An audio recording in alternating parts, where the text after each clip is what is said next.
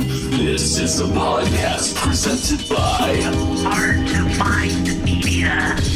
Subscribe to Hard to Find Media on youtube.com/Hard to Find Media Network.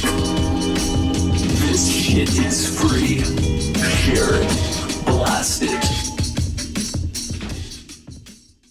Evil Flowers and Alpha Lana on this episode of Smallville Freaks. Oh yeah, Alpha Lana. Whatever it is, I can handle it. You're the one always telling me I need to find my destiny. But one thing's for certain, it's not here in Kansas. You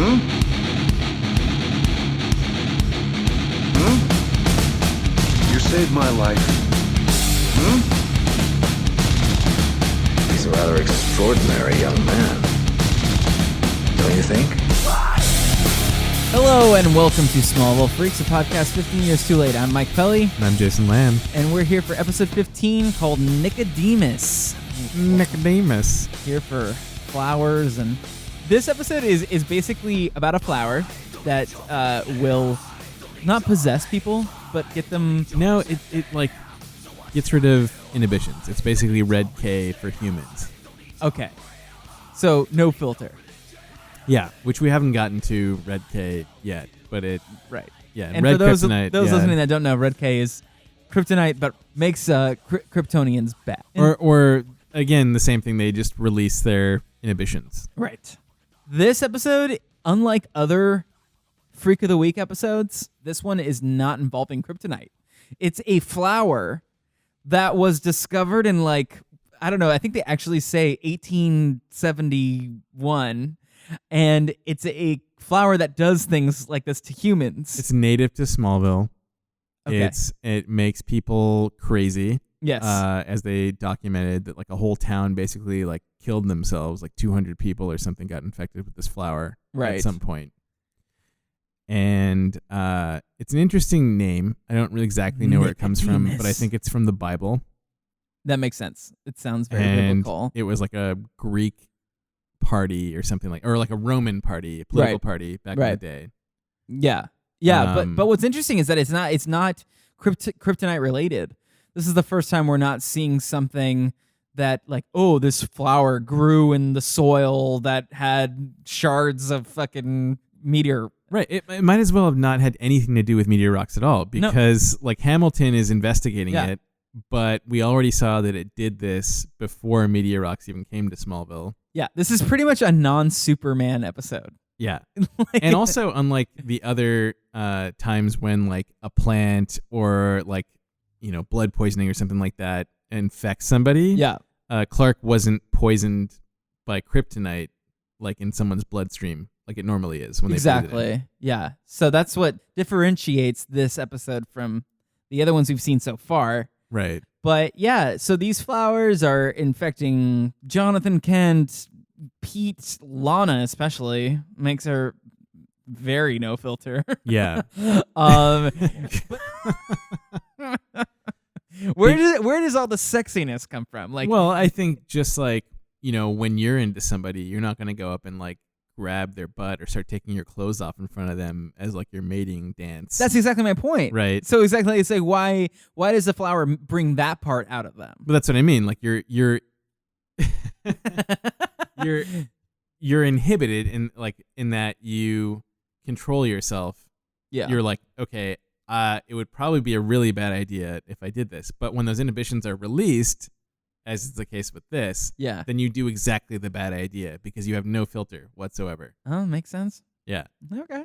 Well, everybody was pretty. And Jonathan Kent coming at the bank with a rifle was pretty intense. Yeah, he shot his own son too. It's pretty fucked up. But a lot of people end up in the hospital, which we'll get to in the drinking game. Mm-hmm. And a lot of hospital going on.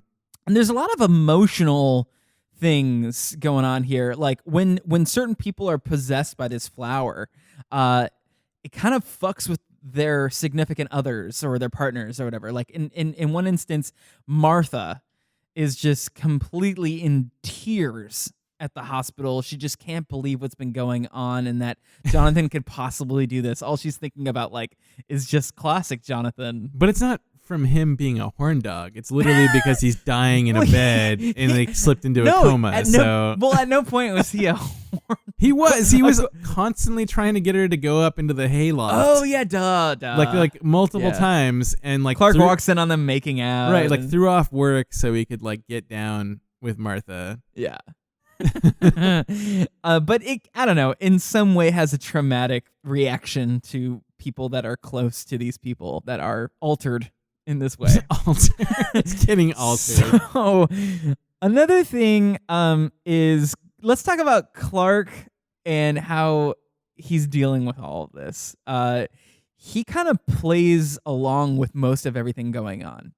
Like, he plays along with Lana in the pool scene. He plays along with Pete to trick Pete before he kills Lex Luthor to be like, oh, don't worry, I'll take care of Lex. Right. And does like the super slap head thing, which is awesome. Super slap, which is immediately like knocks out Pete, pushes Lex against the wall, which Lex says something about, what do they feed you on that farm, Clark? What are they feeding you there? Which Lex shouldn't even ask that, because he's very much aware of that. Oh yeah, he knows that there's something going on with him. But at the same time, he also just saved his life. So what are you gonna say? You're just gonna play dumb? Yeah. He saved his life multiple times, and this is only the first season. Exactly. So, I mean, I guess lesson is learned, and for the most part in this episode, everybody learns their lessons, I guess. It's kind of whatever. But the show, this episode comments on itself a lot. Like Lana saying the thing about her parents. She's like, oh, do you want to hear another boring story about my parents? Oh, yeah. She like actually says that. Pete says something else, like talking about like Clark's secrecy or whatever. Yeah. But yeah, that's pretty much like the episode in a nutshell. I'd say that pretty much sums it up. It's about a flower. Yeah. It's about a fucking flower that makes that's people not crazy. even Kryptonian, so, or Yeah. not even Krypton infected, so whatever. Moving on to the drama segment. Trust me, you don't want to know me the way you think you do. Clark, that's my decision to make. So yeah, Clark says, oh man, so since Whitney's been gone and it's been pretty much a fly zone. A no-fly zone on Lana. Like it would be fucked up if he moved in on Lana. Therefore, it's like a no-fly zone. Like, oh, his dad's sick? I can't even fucking go there. Oh, I took it the opposite. Yeah, no, he's like, I mean, like, yeah, he would be a terrible person. Oh if he my tried God. to swoop in. I thought Clark was saying like, oh, he's like, I thought he was like, this is the perfect opportunity because Whitney's dad is dying. No. So I'm just going to swoop in. No, this is Superman. He's supposed to be the best of us. There's True. He would not do that. I don't know. For some reason that's what I got, but no, that makes more sense. Much nicer. Clark also realizes Chloe's actually into him in this episode. It happens in the beginning where he and Chloe are talking about Lana, and she kind of just does some winks kind of at him at a moment. and you don't have to traverse an emotional minefield for some girls, Clark. Right. And Clark looks back at her like, wait a minute. What? Why are you telling me this? He kind of puts it together a little bit just through his eyes. It was actually good acting on Tom Welling's part, because you could tell that he's like, oh, wait a minute, Chloe? Question mark? Which that's the only time that happens in the episode, but it was a nice little hint into what's to come, I guess, because we already know that Chloe's into him, but we haven't seen him be like, oh, she's into me yet. And that was kind of that. The other thing is that possessed Lana breaks up with Whitney and just immediately goes for Clark. Oh yeah, that's never resolved, by the way, that she breaks up with him, right? She's like, we're no, over then. Yeah, It's just it. By the way, Whitney has a haircut. Oh, right, yeah. He doesn't have the douchebag part down the middle anymore. Yeah, no butt cut. It's a no butt zone. Yeah, this is the Whitney's hair. This is the first episode you see him, because you see him a lot more in the season, but he's got this like better haircut, and this is the first time you notice he has it. So it's almost like his dad is going through all this stuff, and he's like, I gotta go cut my hair now. It's due to the flower. It's also the first time that Jonathan Kent says to Lex's face that he hates him. He's like, yeah, very, very blunt. Everybody's very blunt. I don't like Lex, and I don't like his father. You see and he burps in his face. Yeah, he burps in his face. He also looks at Lex and he's just like, see, I don't like Lex Luthor. But he says... As if he's not right in front of him. Yeah. I love that. Whenever Jonathan goes berserk, I'm so into it. Yeah. Duke's a hazard, baby. The Duke. He's a Duke. What else we got here in the drama segment? Lana does a lot of the stuff when she's in that flower mode. She's like, do you want me, Clark? Do you even fucking want me? Right. But the creepy part about, so there's the pool scene, she takes off her clothes. It's very classic like high school like movie, right? Whatever, where there's like let's get down in the school good girl pool. Gets bad in the school pool. Yeah. But what's creepy about that, as is the case with many other ones, is that she's still in high school and she's like 16 years old. Yeah. And it's a body double, but that doesn't make it any better that like the camera's like zooming in on her like thonged ass. Right. And it's just like, oh, it's so creepy when you really like just take a step back and be like, oh wait, they're zooming in on a teenager's like private areas. It's awful. It's kind of vulgar for this show. At one point, like, okay, it's supposed to be tantalizing, titillating for Clark, for teenagers, for the audience that's actually viewing it, but right. also Clark. But on the other hand, it's just like creepy. Whoever decided that was a good idea. Yeah. Because I feel like you could have like tastefully done that scene without showing that. Yeah. I guess when I was younger, I didn't think of it as tasteless. Yeah. When I saw right, because you were the target audience in 2001. But yeah, now in retrospect, that makes absolute sense. It's kind of fucking creepy. It's exactly, you were exactly who they were catering to, so it was fine. Yeah. So it worked for me, yeah. And the last thing here is this is the first time we actually get a hint that Pete is actually into Chloe. Yeah, that's true. Because he's possessed by this flower. And like he starts saying this stuff. He's just like, don't you know how beautiful you are? Yeah, exactly. He's talking about how beautiful she is. Yeah. It's not a jealous thing. It's more like, don't you know how much I like you? I don't know. Don't you know how ripped I am underneath this Letterman jacket? But it's true. It's true. Oh, Pete. Yeah. the side throwaway. And then we started thinking about the actor's like actual life, and that's I we think save that for a later episode. Let's save at that one for when he point leaves we're gonna give him a good solid career spotlight. Yeah, we're just gonna really focus on him because we're in 2017 and a lot of shit's happened since 2001 with this guy. Right.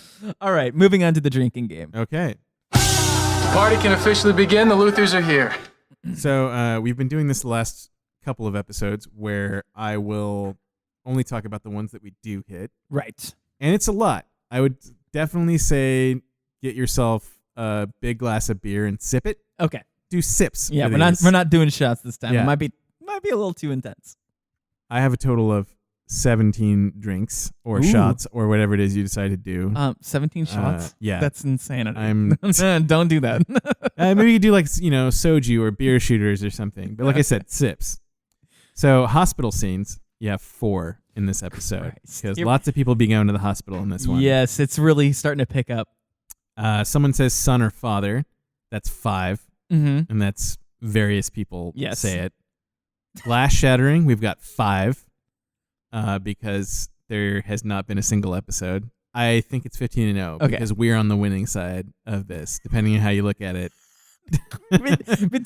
Depending on how you're looking at glass. Yeah.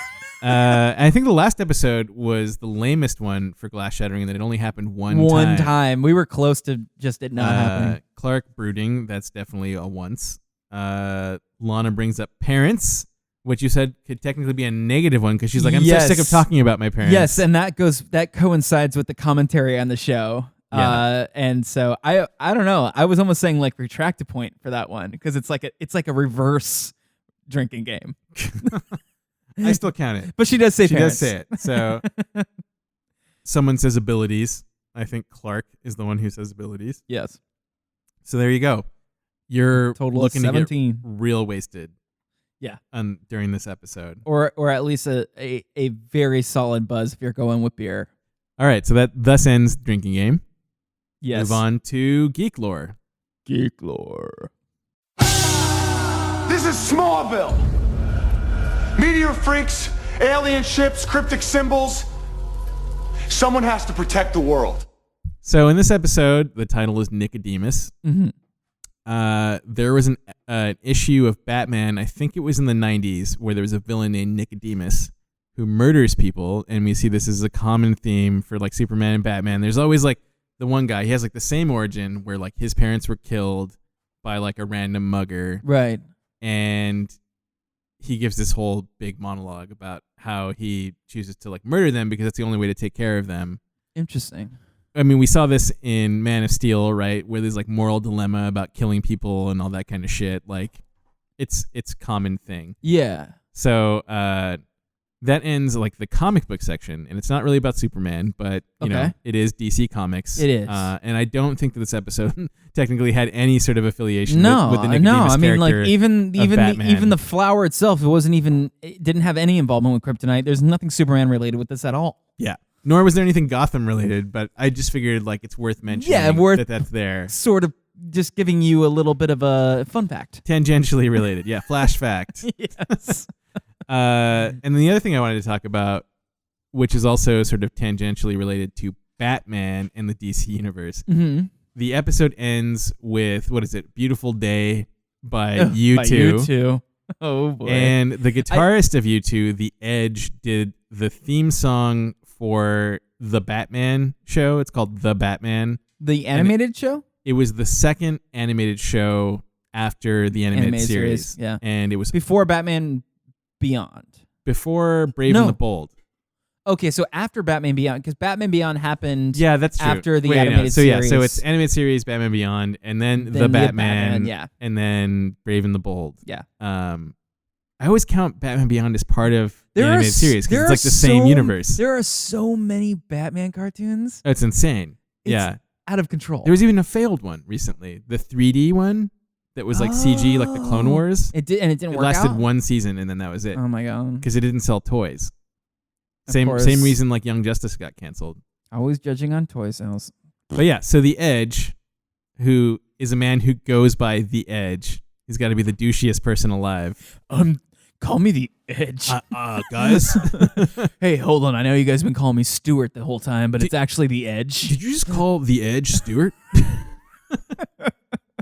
You don't talk to The Edge that way, bro. Okay, cool. Yeah, sure. Whatever, Stuart. Okay, so that's all I got for Geek Lore for this episode. Moving on to Crew Spotlight. I'm to help create the look of the show, to tell the story visually. This episode has a 2-second spotlight. Ooh, from an actress named Nikki Klein, who Lana yells at in the Talon. She's one of the random Talon clerks. Who you'll probably only see in this episode. Yeah, I think she's like literally only in this one as a clerk, and she's like, "Aah!" and then like runs off screen. Yeah, she's like, oh, Lana's just being weird, and her aunt is in Metropolis, and everything's going to shit. Yeah. But I thought it was worth mentioning. She is, well, the first time I saw her name is Nikki Klein, and the first time I saw her she was a recurring character on Battlestar Galactica, the most recent one, that was also, filmed in Vancouver. She's probably been in multiple episodes in fact, I think she was even in an episode of The X-Files at some point as like a child actress back in the day. I believe it. And I had such a crush on her. Really? So that's why she stood out? You're like, oh, that's her. I was like, that's got to be her. She had like this thing going on with her bangs. I don't know. Pretty solid. Yeah. Pretty solid bees. On point bangs, Yeah. So Nikki Klein, I don't know what else she was in, but that's why she popped out to me. And that's our Crew Spotlight. Yeah. And this is probably the last time we'll talk about her, unless she shows up as another side actor in the show.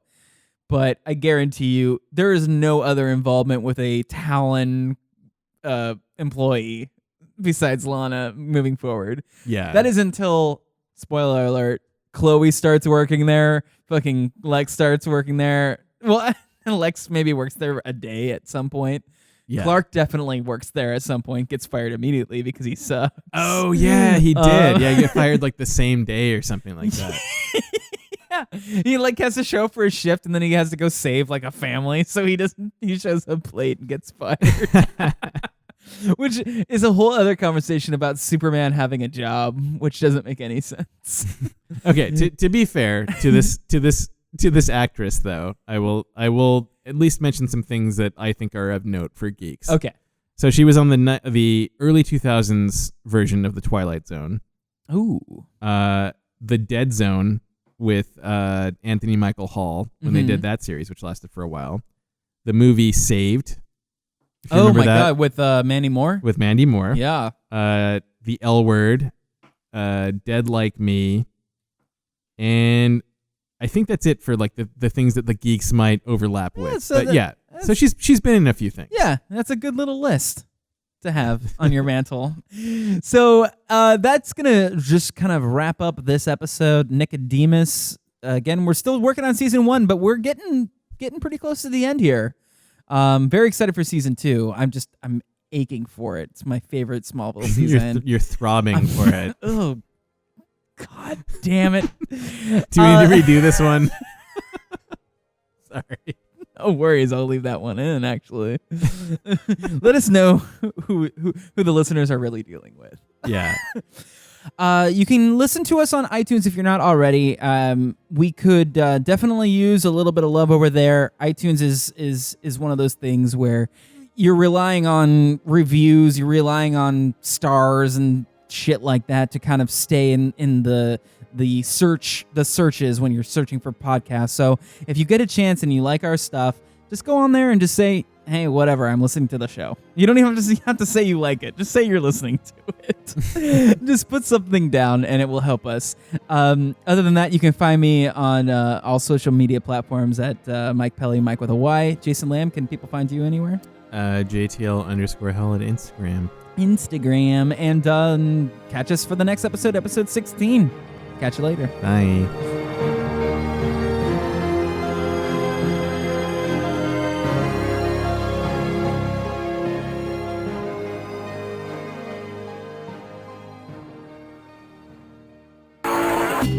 This has been a podcast presented by Hard to Find Media. Subscribe to Hard to Find Media on YouTube.com/Hard to Find Media Network. This shit is free. Share it. Blast it. Fuck it.